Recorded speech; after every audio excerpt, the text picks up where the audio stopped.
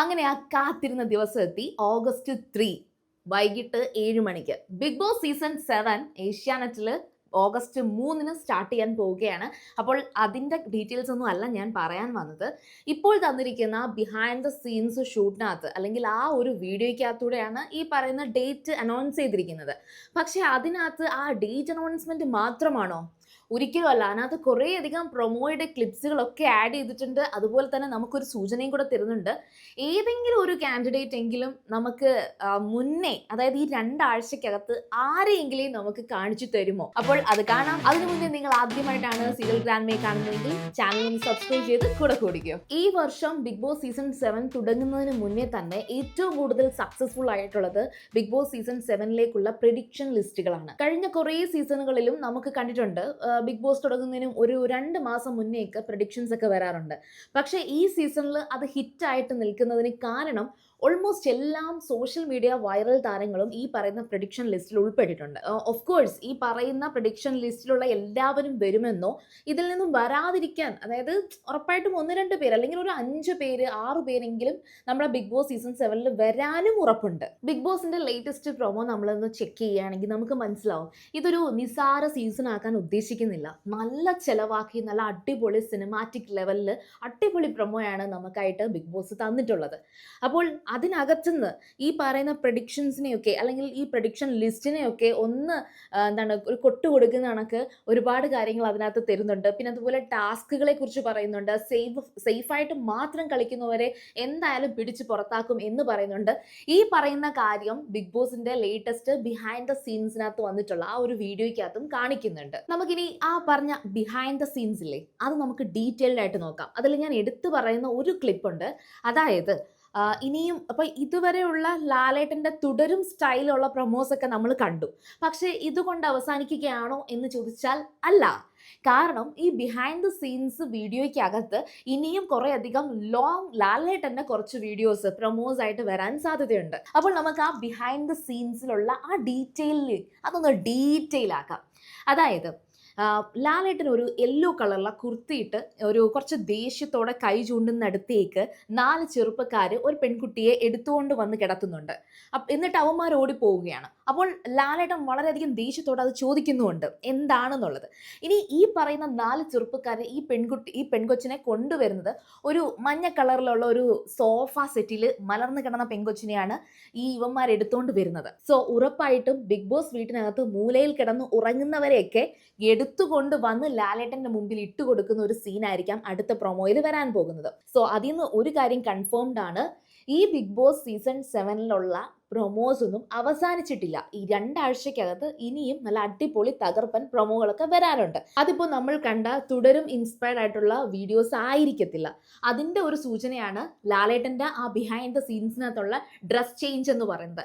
ഇനി ഈ യെല്ലോ കുർത്തി കഴിഞ്ഞിട്ട് നമുക്ക് മനസ്സിലാക്കാൻ പറ്റുന്നത് ഒരു ബ്ലൂ കളറിലെ നല്ലൊരു റോയൽ ബ്ലൂ കളറിൽ ഒരു കുർത്തി വെച്ചിട്ട് ലാലേട്ടൻ 2 എന്ന് പറയുന്ന ഒരു ചെറിയൊരു പോർഷൻ ഉണ്ട്.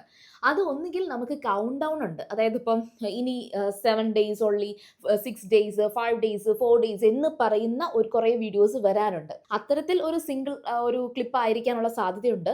പിന്നെ ഒരു വൈറ്റ് കളറിലുള്ള ടീഷർട്ട് ഇട്ടിട്ട് അതിൻ്റെ മുകളിലൂടെ ഒരു ഗ്രേപ്പ് കളറിലുള്ള ഒരു ഷർട്ട് ഇടുന്ന ഒരു സീൻ വരാനുണ്ട്. ലാലേട്ടൻ്റെ അങ്ങനെ ഒരു കോസ്റ്റ്യൂം കൂടി കണ്ടിട്ടുണ്ട്.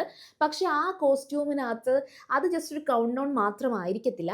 കാരണം നിങ്ങൾ ഒന്നുകൂടെ വീഡിയോ ഒന്ന് പ്ലേ ചെയ്ത് നോക്കിയാൽ മനസ്സിലാവും. ആ കോസ്റ്റ്യൂം ഇട്ടിരിക്കുന്ന ലാലേട്ടൻ്റെ അടുത്ത് വന്നിട്ട് നമ്മുടെ ഈ സ്ക്രിപ്റ്റ് റൈറ്ററോ അല്ലെങ്കിൽ ഒരു ഡയറക്ടറോ വന്നിട്ട് എക്സ്പ്ലെയിൻ ചെയ്യുന്ന ഒരു സീനുണ്ട്. എന്തായാലും ശരി, അത്ര എക്സ്പ്ലെയിൻ ചെയ്ത് കൊടുക്കണമെങ്കിൽ അത് ജസ്റ്റ് കൗണ്ട് ഡൗൺ ആയിരിക്കത്തില്ലല്ലോ. അപ്പോൾ ലാലേട്ടൻ്റെ മറ്റൊരു പ്രൊമോ അതായിരിക്കും. അപ്പോൾ ഈ പറയുന്ന 2 പ്രൊമോയ്ക്കുള്ള സാധ്യതയുണ്ട്. ഇനി ഇതൊന്നുമല്ലാത്ത വേറെ കുറച്ച് പാർട്ടുകളൊക്കെ, അതായത് സ്റ്റിൽസ് ഒക്കെ കാണിക്കുന്നുണ്ട്. അപ്പോൾ ഇതിൽ ഏതെങ്കിലും ഒരു പ്രൊമോയിൽ നമ്മൾ കാത്തിരിക്കുന്ന ഏതെങ്കിലും ഒരു കാൻഡിഡേറ്റിനെ നമുക്ക് കാണിച്ചു തരും എന്നാണ് എക്സ്പെക്റ്റ് ചെയ്യുന്നത്. സോ ഇതാണ് ഞാൻ പ്രതീക്ഷിച്ചിരുന്ന അല്ലെങ്കിൽ ഞാൻ ആഗ്രഹിച്ചിരുന്ന ബിഗ് ബോസ് എന്ന് പറയുന്നത്. മലയാളത്തിൽ ബിഗ് ബോസ് ഇതുവരെ അത്ര ത്രില്ലിംഗ് ആയിട്ടില്ല എന്നാണ് എനിക്ക് പറയാനുള്ളത്. കാരണം ഫസ്റ്റ് സീസൺ നമ്മൾ ഇതുവരെ കമ്പയർ ചെയ്യാൻ പറ്റുന്ന തരത്തിലായിരുന്നില്ല കണ്ടത്. അത് കഴിഞ്ഞ് വന്ന സീസൺസിൽ സീസൺ 3യും 4ഉം അടിപൊളിയായിരുന്നു. കാരണം എന്ന് വെച്ചാൽ എല്ലാവരും പാർട്ടിസിപ്പേറ്റ് ചെയ്തിട്ടുണ്ട്. നമ്മൾ കുറച്ചധികം സൈലന്റ് ഗെയിമർ എന്നൊക്കെ പറഞ്ഞിട്ടുണ്ടെങ്കിലും, അല്ലെങ്കിൽ മണിക്കുട്ടനെ തന്നെ നമ്മൾ സേഫ് ഗെയിം കളിച്ചു എന്ന് പറഞ്ഞിട്ടുണ്ടെങ്കിലും, പുള്ളിക്കാരൻ ദേഷ്യപ്പെട്ടിട്ടുള്ള സീൻസ് ഉണ്ട്, പുള്ളിക്കാരൻ നന്നായിട്ട് പെർഫോം ചെയ്തിട്ടുള്ള ടാസ്കുകളുണ്ട്, ആക്ടിവിറ്റീസ് ഉണ്ട്. പക്ഷെ കഴിഞ്ഞ സീസണൊന്നും അങ്ങനെ ആയിരുന്നില്ല. കഴിഞ്ഞ സീസണിലുള്ള പലരെയും നമുക്ക് ഇന്നും അറിയത്തില്ല. അപ്പോൾ ഒരൊറ്റ കാര്യമേ എനിക്ക് റിക്വസ്റ്റ് ചെയ്യാനുള്ളൂ, ഒരു 18 പേര് അല്ലെങ്കിൽ ഒരു 22 പേര് ബിഗ് ബോസ് ഹൗസിനകത്ത് വരികയാണെങ്കിൽ ആ പറഞ്ഞ 22 പേർക്കും ഈ പറയുന്ന ഗെയിമിൽ അല്ലെങ്കിൽ അതിലൊരു ഇഷ്യൂ ഉണ്ടാവുകയാണെങ്കിൽ ഈ 22 പേരെ കുറിച്ചും പുറത്ത് ചർച്ച ചെയ്യാൻ ഒരു കോണ്ടന്റ് ഉണ്ടായിരിക്കണം. അല്ലാതെ 2 പേർ തമ്മിൽ അടിയിടുന്നു, അത് മാത്രമായിട്ട് പിന്നെ അങ്ങ് സോഷ്യൽ മീഡിയ മാറരുത്. അങ്ങനെ വരുമ്പോഴാണ് ഒരു വ്യക്തിയെ എല്ലാവരും കൂടെ ചേർന്ന് തേജോവധം ചെയ്യുന്നത്. അപ്പോൾ അങ്ങനെ സംഭവിക്കാതിരിക്കട്ടെ. ഇനി നെക്സ്റ്റ് ഒരു കാര്യം കൂടിയുണ്ട്.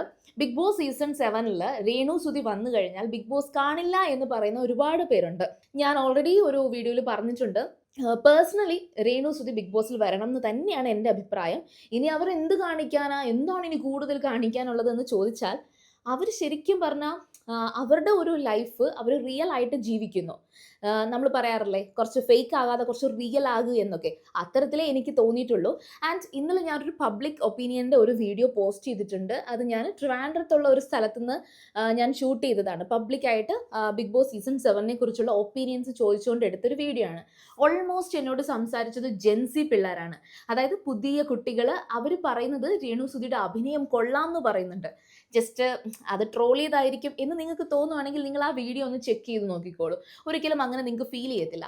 അത് മാത്രമല്ല, പെൺകുട്ടികൾ മാത്രമല്ല ആൺകുട്ടികളും എല്ലാവരും പറയുന്നുണ്ട് രേണു സുധി ബിഗ് ബോസിൽ വരട്ടെ. അവരെന്ന് പറയുമ്പോഴത്തേക്കും എന്തായാലും അതിൽ വരുന്ന ഒരു വ്യക്തി രേണു സുധി എന്തെങ്കിലും പറയുകയാണെങ്കിൽ ഒരു മൂലയ്ക്ക് പോയിരുന്ന് കരയില്ല. അപ്പോൾ ബിഗ് ബോസ് ഷോയ്ക്ക് പറ്റിയ ഒരു മെറ്റീരിയൽ തന്നെയാണ് രേണു സുധി എന്ന് പറയുന്ന ഒരു പാർട്ടിസിപ്പൻറ്റ്.